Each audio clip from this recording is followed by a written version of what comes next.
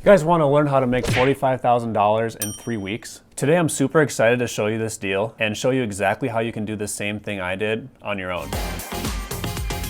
My name is Eric Stewart, and I made this channel to share with you my experience in real estate and to show you that anyone can create financial freedom through real estate investing. If you're new to the channel, feel free to leave a comment, introduce yourself, ask a question, or tell me what you want to learn about for real estate, and I'll be happy to answer you. And by the end of the video, you'll have helpful new tools to use towards your investing journey. And make sure to stick around to the very end of this video to learn how I not only created that $45,000 in equity in 3 weeks, but how that $45,000 turned into almost $95,000 in total profit. So let's get into it. Okay, you guys, usually I'd start off with how I found the deal, but actually I want to start out with this. It always starts with this. Don't let overthinking or analysis paralysis get in your way of taking action. If you do, it might cause you to miss out on some amazing opportunity and you're gonna really kick yourself for it down the road. There's a ton of psychology in investing, but let's save that for another video. So how I found this deal was the Nextdoor app. So I spent some time on the platform and realized it was a little bit more than just a place for neighbors to complain about dogs pooping in their yard. I also noticed that there's a place to post ads like I have been doing on Craigslist and Facebook. So I decided to post one saying I'm looking for a fixer-upper, anyone considering selling a house that matches that description. So my phone rang with a lead one day and a potential seller was on the other line. I was super nervous, but I tried to act like I wasn't. Whenever I was speaking with potential sellers on the phone, I want to be friendly, empathetic, confident, and I'll really try to match their tone and just let them speak at their own pace and whatever they want to say. A lot of times it's easier just to let someone get out their whole story, and then once they're done, ask questions and not interrupt them when they're trying to talk. So when I'm talking to sellers on the phone, I'll try to build a rapport, I'll try to build trust, show them that I'm an experienced investor and that I care about what they want and need. When I'm talking to them, I actually have a list of questions that I prepare ahead of time, like what's the address of the home? How many beds and bathrooms are there? What's the square footage? How much work does it need? And is it occupied or is it vacant?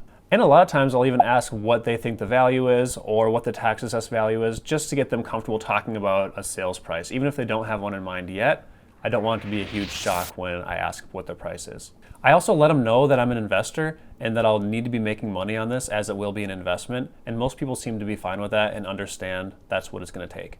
So these sellers were actually getting close to retirement. It was their home for about 20 years or so. They moved into a new home in my neighborhood, hence the Nextdoor app and how I found them. The house was vacant and they're trying to make repairs to the inside, but just ran out of energy and didn't want to do it anymore. So while the house sat vacant and they weren't working on it, they were paying for utilities, they were paying insurance, taxes, and not to mention doing snow removal and lawn care. So by the time the end of the walkthrough rolled around, I asked them what they wanted for a purchase price for the house. I also asked them what their timeline was and what they wanted and needed to get out of the property. They didn't have a price in mind, or at least they didn't tell me what they wanted, but they for sure wanted to sell soon and just have it off their minds and move on with their new home. Okay, so let's get into how I made the offer and running the numbers. I went home right away and ran the numbers. It's so important to get an instant offer to a seller just because you know when they're ready to sell. And if you waste time, you might miss the deal. So I went home and ran the numbers right away. It's super important to get an offer out as soon as you possibly can because you don't want them to go find someone else to sell it to. You don't want to miss an opportunity. So what you're going to want to do is follow these steps in order to make an offer. Determine after repair value. So I looked at some comps and figured out the after repair value after it's all fixed up would be around $185,000. I did this by searching for similar houses in the neighborhood, similar square footage, bedroom, bathrooms in that location, and figuring out what they have sold for recently to get an idea of what this one might sell for. You can also look at the tax assessed value from the city or the county, but it's not super accurate. A lot of times they don't even go into the house to put a value. They just need to put something on paper to know what to tax you at for your property taxes. So it's a useful tool, but I would not put 100% faith in it. The tax assessed value on this property was $162,000, which is a $23,000 difference from what I thought it'd be worth after it's all fixed up. The next step in the process is estimating rehab costs. In this case, I estimated it to be about $20,000 if I hired everyone out, all the subcontractors, to fix it up. Part of the budget was updating the kitchen, updating the bathroom, finishing the painting, the flooring, trim work, and a lot of miscellaneous little things. The next thing to look at is holding costs. So your taxes, your insurance, your utilities, and your loan payment for when the house is not rented. So if it takes me 2 months to fix it up and find a renter, then I want to account for those costs in the offer price. So in this case, it was about $2,500 for 2 months of a vacant property. So I wanted to factor that into the deal as well. The next step is estimating your closing costs. So I figured about $2,300 in closing costs, which includes title work, loan fees, and an origination fee for the loan. So the last thing I did when I was running my numbers here was figuring out my profit margin. I wanted to make $30,000 to $35,000 just as a base, and any more is just bonus, but that's my minimum that I want to do for any big fixer-upper project. In order to determine your profit amounts, you need to quantify certain things like risk of failure, risk of a timeline rehab going long, if the rehab is over budget, if you lose money. There's all these things that can happen, and your job is to make sure that your risk is quantified and you're compensated for that risk by your profit margin. So you have to make sure you're being compensated in proportion to the amount of risk you're taking on. In order to find your final offer price, you just take your estimated after repair value and subtract all your other estimations. So at this point, I arrived at my purchase price offer, which was $125,000. And before making the offer, I like to run the test for the BRRRR strategy. If you don't know what the BRRRR strategy is, it stands for buy, rehab, rent, refinance, and repeat. If you want to learn more about the BRRRR strategy, I go in depth in a video on my channel, but for now, we'll just cover the basics. This strategy is actually a huge wealth building tool and the cornerstone to my whole investing strategy. The BRRRR strategy aims to return 100% of your money back to you after the final refinance has been done and you have no money in the deal and you basically have a free house. It's free real estate.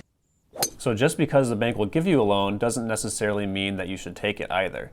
Starting with the end in mind, $1,400 is the rental rate I think I can get with this house. And that will likely only support a loan payment with taxes and insurance of around $1,000 to $1,100. This is also factoring in vacancy and maintenance repairs. Property management is about 8% as well. So I ended up determining that the highest loan amount that I could put on this house that the rent would support was $132,000. And I'll show you the spreadsheet here and how I got that information, but I basically worked my way backwards. So just to briefly touch on exit strategies, at this point I've calculated the numbers for the BRRRR strategy, but also as a fix and flip if I wanted to sell it right away, and as a wholesale deal, and just as a normal buy and hold. So I look at a few different strategies that a person could pursue, and I want to run the numbers on all of them just to make sure that it makes sense, and if I needed to just sell it at any point, I would still be fine and I could make money that way. So just to recap, after analyzing the numbers, verifying rental comparables, considering all my risks and exit strategies, and arriving at the purchase price, I could proceed with making the offer with the seller. So even though it's a little nerve-wracking, the making offer part is actually pretty easy. I called the sellers that same day. I offered $125,000. They countered back after a few hours of thought and discussion with $128,000, and I was happy with $128,000. So in order to get a loan on this property, I spoke with my business banker, and after walking the property, she said that they'd be willing to extend me a loan for 80% of the tax assessed value, which turns out is almost exactly $128,000.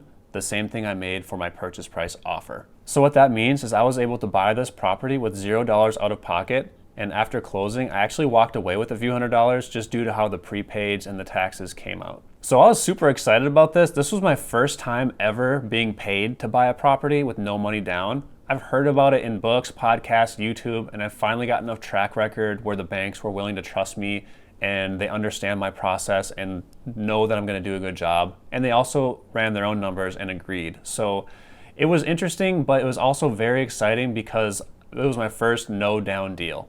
So after closing and after getting that $500 check, I basically went right to work. So now I had two options. I could either do all the work myself and just put materials into it, or I could hire it out and stick with that $20,000 repair budget that I started with.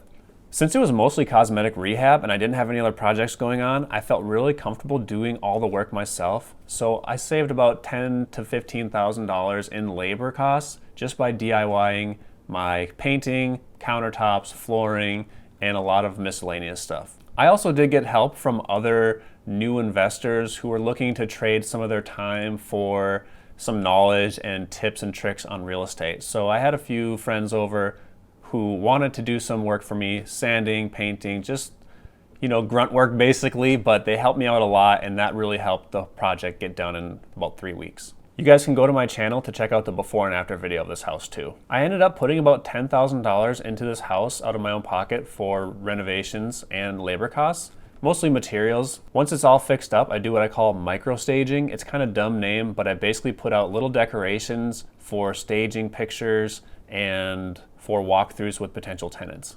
It just adds a little bit of like a homey feel, you know, a rug here, a little fake plant there, some salt and pepper shakers, you know, just stuff like that to make it look not so vacant. So a few weeks after I got the house renovated, I had a great tenant apply and I got them into the place. I have a full video on how to find and select great renters for your properties, so check out my channel for that too. I had these renters in here for about a year and a half, and ultimately they ended up moving out because I decided to sell this property. So for $10,000 out of pocket, I bought and renovated a great investment property in a great neighborhood, had a good tenant for a year and a half before she ultimately moved out, and it also cash flowed. The loan was paid down during that time, and it appreciated in value quite a bit due to this hot market. So putting it all together, here's the total high-level breakdown of this property. Purchase price was $128,000. The initial investment out of pocket was $10,000 to $12,000 in repairs and labor costs. So now I'm all in for about $140,000, and the new value is $185,000, which leaves me with about $45,000 in equity. That's pretty good. I was really happy with that at the time, and now flash forward a year and a half when I go to sell it, and this good investment turned into a great investment. I determined that after the renter moved out, it needed a little bit more updating just to make it most competitive and I can get top dollar, especially in this hot market. I put about $15,000 more into the deal after a year of ownership. So after sprucing it up after the renter moved out with about $15,000 in kitchen and bathroom and paint and flooring, I'm all in for about $155,000, and I'm under contract to sell the house for $250,000. I really don't think that the house would have sold for $250,000 unless I did put that $15,000 extra into renovations and updates. Overall, my total profit or created equity was $94,670. So as you can expect, I'm extremely excited about this and grateful for this deal because it's one of my best ones to date. It was a great up and coming neighborhood, a pretty easy cosmetic rehab as far as rehabs are concerned, and good rent income, and really benefited a lot from the appreciation in the last couple of years from the real estate market, just because it was in West Fargo and that's a really up and coming neighborhood. This is a great example of what you can accomplish when you stay committed to your goals. It's easy to want to quit after long stretches without success, but just stick to your numbers, stick to the fundamentals of investing, keep taking consistent action, and great opportunities will present themselves. So for the bonus section that I promised at the beginning of the video, I just want to talk about how life-changing a good deal like this can be, especially when you realize that it's not as rare as you might think.